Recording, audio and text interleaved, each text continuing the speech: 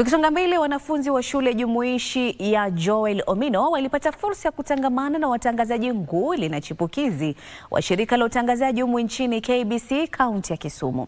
Ziara hiyo ya wanafunzi ilikuwa sehemu ya shughuli za juma moja zinazoandaliwa na shirika hili kuangazia ukuaji wa redio, ambazo kilele chake kitakuwa siku ya redio duniani hapo kesho.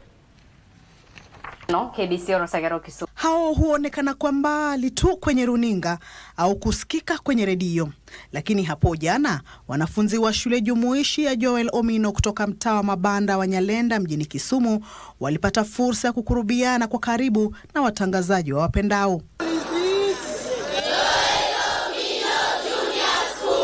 Which radio station is this?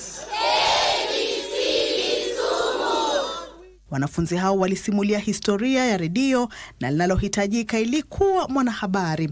Radio is a very adaptive medium and it keeps evolving with time from the time that it was invented, and in Kenya radio keeps growing.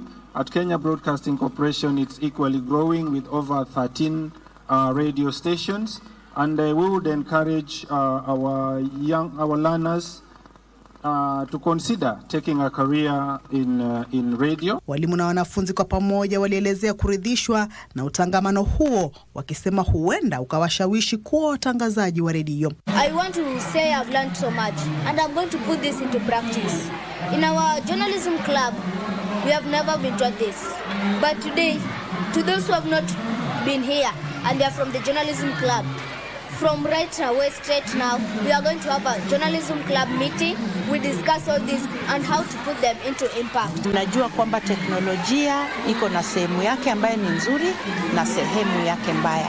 Kwa hivyo wanafunzi hawa wakielimishwa kuhusu akili bandia kwa matumizi yake kikamilifu kwa njia inayofaa ambayo inaweza kuwasaidia katika elimu na masomo yao, si jambo mbaya. Siku ya redio ulimwenguni itaadhimishwa hapo kesho, huku shirika la KBC likichukua hatua kabambe kuhakikisha maadhimisho hayo ni ya kufaana. Which radio station?